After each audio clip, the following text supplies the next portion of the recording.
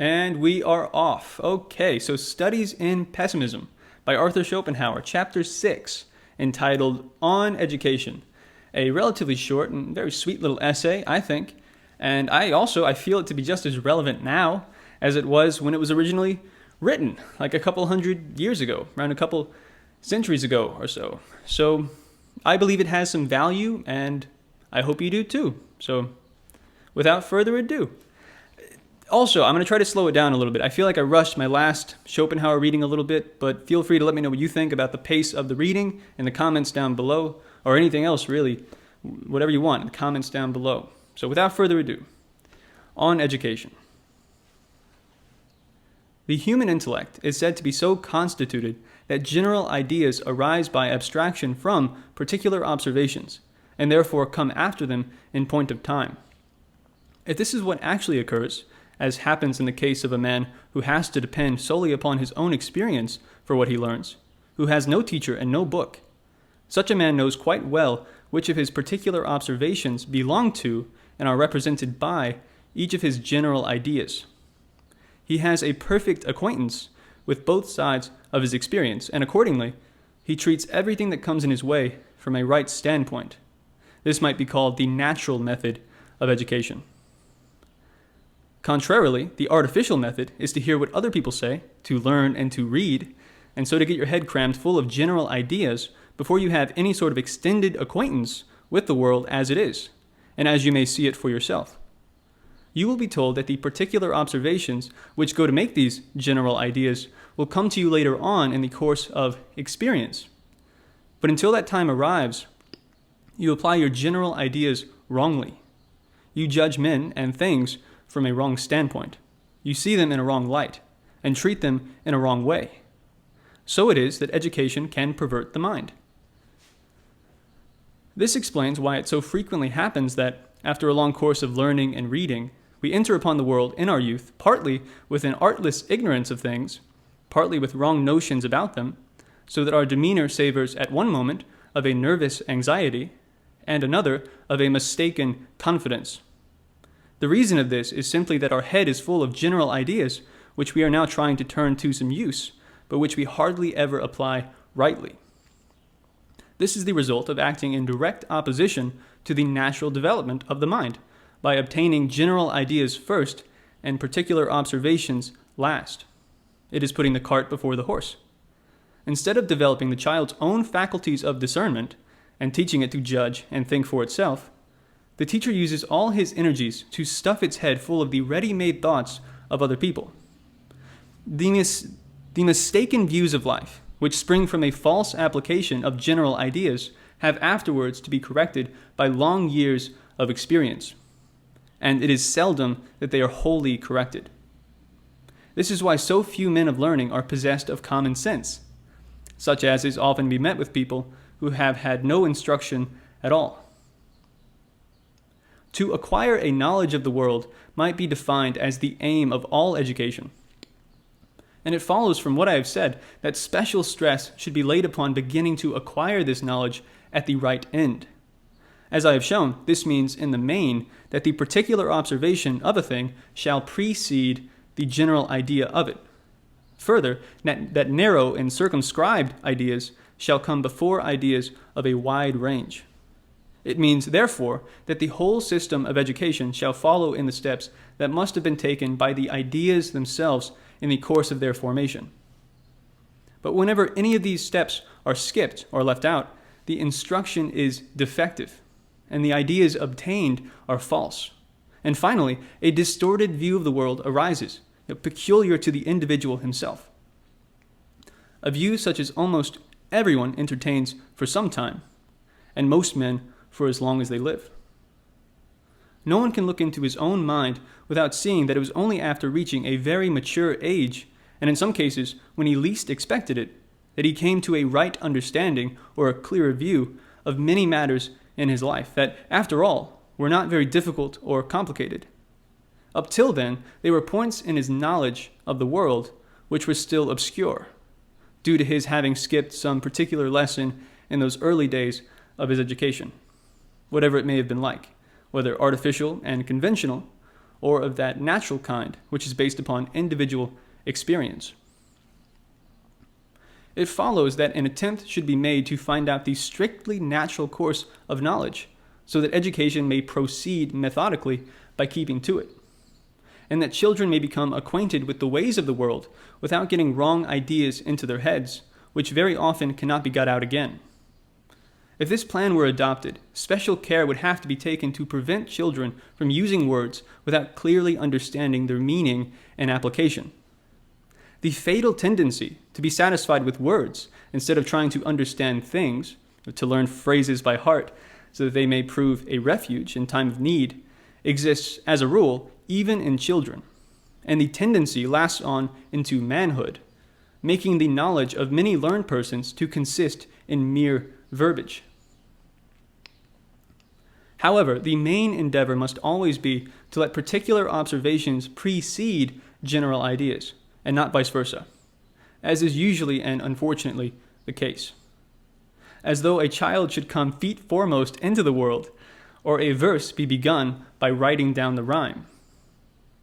The ordinary method is to imprint ideas and opinions, in the strict sense of the word, prejudices, on the mind of the child, before it has had any but a very few particular observations. It is thus that he afterwards comes to view the world and gather experience through the medium of those ready-made ideas, rather than to let his ideas be formed for him out of his own experience of life, as they ought to be. A man sees a great many things when he looks at the world for himself, and he sees them from many sides. But this method of learning is not nearly so short or so quick as the method which employs abstract ideas and makes hasty generalizations about everything. Experience, therefore, will be a long time in correcting preconceived ideas, or perhaps never bring its task to an end. For wherever a man finds that the aspect of things seems to contradict the general ideas he has formed, he will begin by rejecting the evidence it offers as partial and one-sided. Nay, he will shut his eyes to it altogether and deny that it stands in any contradiction at all with his preconceived notions, in order that he may thus preserve them uninjured. So it is that many a man carries about a burden of wrong notions all his life long, crotchets, whims, fancies, prejudices, which at last become fixed ideas. The fact is that he has never tried to form his fundamental ideas for himself out of his own experience of life, his own way of looking at the world, because he has taken over his ideas ready-made from other people. And this it is that makes him, as it makes how many others, so shallow and superficial. Instead of that method of instruction, care should be taken to educate children on the natural lines. No idea should ever be established in a child's mind otherwise than by what the child can see for itself. Or at any rate, it should be verified by the same means. And the result of this would be that the child's ideas, if few, would be well grounded and accurate. It would learn how to measure things by its own standards rather than by others, and so it would escape 1,000 strange fancies and prejudices, and not need to have them eradicated by the lessons it will subsequently be taught in the school of life. The child would, in this way, have its mind once for all habituated to clear views and thorough-going knowledge. It would use its own judgment and take an unbiased estimate of things. And, in general, children should not form their notions of what life is like from the copy before they have learned it from the original, to whatever aspect of it their attention may be directed. Instead, therefore, of hastening to place books, and books alone, in their hands, let them be made acquainted step by step with things, with the actual circumstances of human life.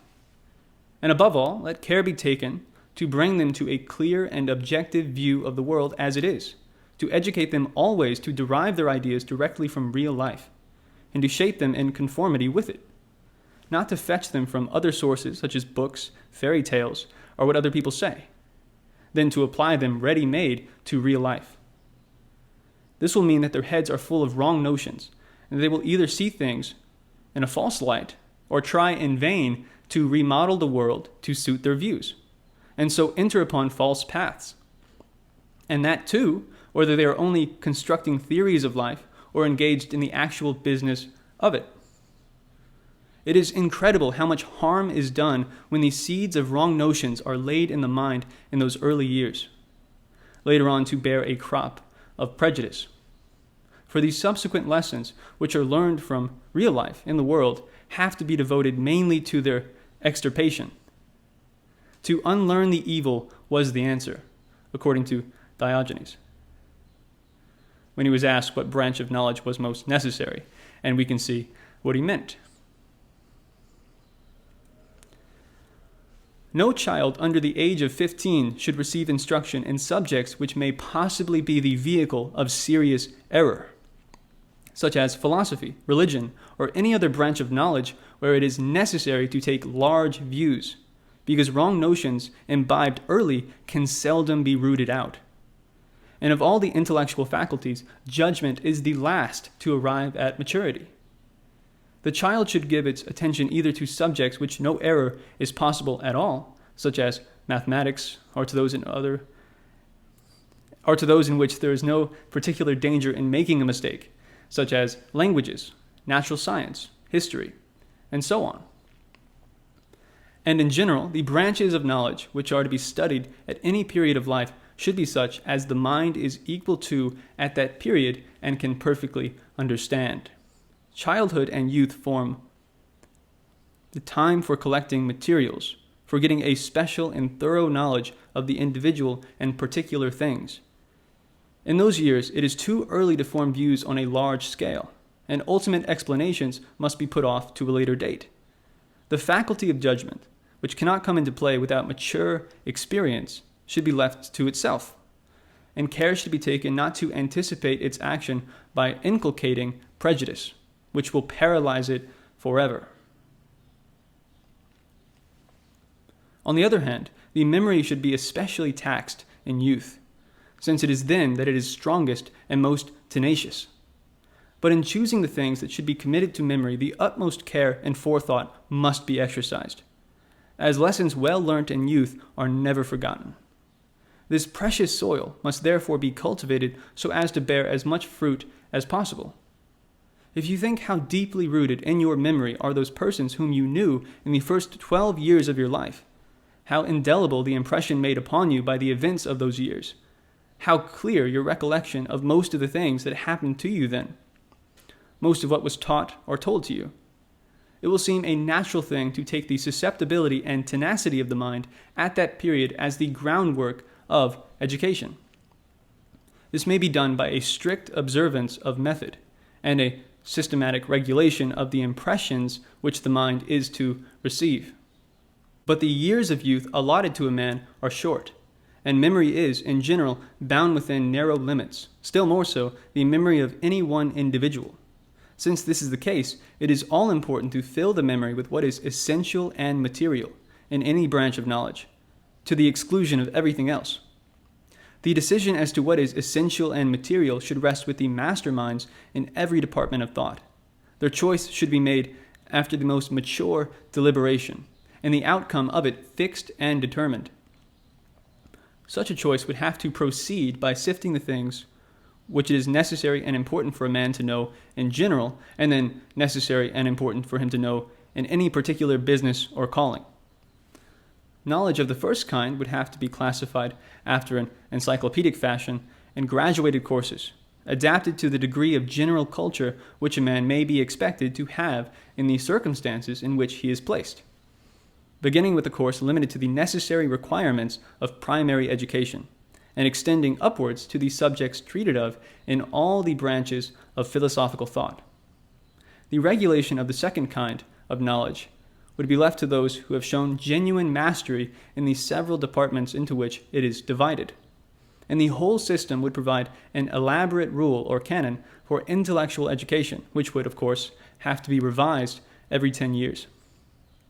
Some such arrangement as this would employ the youthful power of the memory to best advantage, and supply excellent working material for the faculty of judgment when it's made its appearance later on. A man's knowledge may be said to be mature. In other words, it has reached the most complete state of perfection to which he, as an individual, is capable of bringing it, when an exact correspondence is established between the whole of his abstract ideas and the things he has actually perceived for himself. This will mean that each of his abstract ideas rests directly or indirectly upon a basis of observation, which alone endows it with any real value, and also that he is able to place every observation he makes under the right abstract idea which belongs to it. Maturity is the work of experience alone, and therefore it requires time.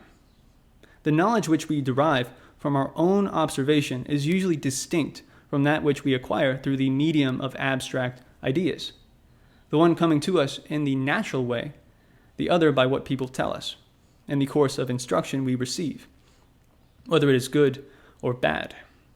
The result is that in our youth there is generally very little agreement or correspondence between our abstract ideas, which are merely phrases in the mind, and that real knowledge which we have obtained by our own observation. It is only later on that a gradual approach takes place between these two kinds of knowledge, accompanied by a mutual correction of error. And knowledge is not mature until this coalition is accomplished. This maturity or perfection of knowledge is something quite independent of another kind of perfection, which may be of a high or a low order. The perfection, I mean, to which a man may bring his own individual faculties, which is measured not by any correspondence between the two kinds of knowledge, but by the degree of intensity which each kind attains. For the practical man, the most needful thing is to acquire an accurate and profound knowledge of the ways of the world. But this, though the most needful, is also the most wearisome of all studies, as a man may reach a great age without coming to the end of his task, whereas in the domain of the sciences, he masters the more important facts when he is still young. In acquiring that knowledge of the world, it is while he is a novice, namely in boyhood and in youth, that the first and hardest lessons are put before him. But it often happens that even in later years, there is still a great deal to be learned. The study is difficult enough in itself, but the difficulty is doubled by novels, which represent a state of things in life and the world, such as, in fact, does not exist. Youth is credulous and accepts these views of life, which then become part and parcel of the mind, so that instead of a merely negative condition of ignorance, you have positive error, a whole tissue of false notions to start with. And at a later date, these actually spoil the schooling of experience and put a wrong construction on the lessons it teaches. If, before this, the youth had no light at all to guide him, he is now misled by a will-o'-the-wisp. Still more often is this the case with a girl. They have both had a false view of things foisted on them by reading novels, and expectations have been aroused which can never be fulfilled. This generally exercises a baneful influence on their whole life. In this respect, those whose youth has allowed them no time or opportunity for reading novels, those who work with their hands and the like, are in a position of decided advantage. There are a few novels to which this reproach cannot be addressed, nay, which have in effect the contrary of bad. First and foremost, to give an example, Gil Blas, and the other works of Lee Sage, or rather their Spanish originals. Further, the Vicar of Wakefield, and to some extent, Sir Walter Scott's novels, Don Quixote, may be regarded as a satirical exhibition of the error to which I am referring. That's a little bit of a glare there, isn't it? I struggled a little bit there, in case you didn't catch that. I didn't do as bad as I thought I was going to do, though. But, yeah, let me know what you think about this mess of a video. I might do it over, but I probably won't, because I'm lazy and time is short. Life is short, incredibly short. That's one thing that I've been feeling a lot more so often lately. Life is incredibly fucking short, so I'm not going to edit this video, most likely. I'm just going to post it, and I apologize for the tripping up and stuff. But, yeah, I agree with, virtually all of that, really, at least the large majority of it, of what Schopenhauer was just spitting just then. But Yeah, it's very important that children be taught to think for themselves to the best that we can. 'Cause that's an important question to attempt to ask. What's the most optimal, effective method? What's the best way of going about educating the youth? What is the best way of doing that? And I think it's not that complicated, right? The basic stuff, the stuff that like no error, or it's not going to be that consequential if they do fuck up. That's what you should teach them first, And then when it comes to things like religion, philosophy, politics, and other sorts of things, that you gotta be, because a lot of there's a lot of gray. Life is a complicated fucking thing.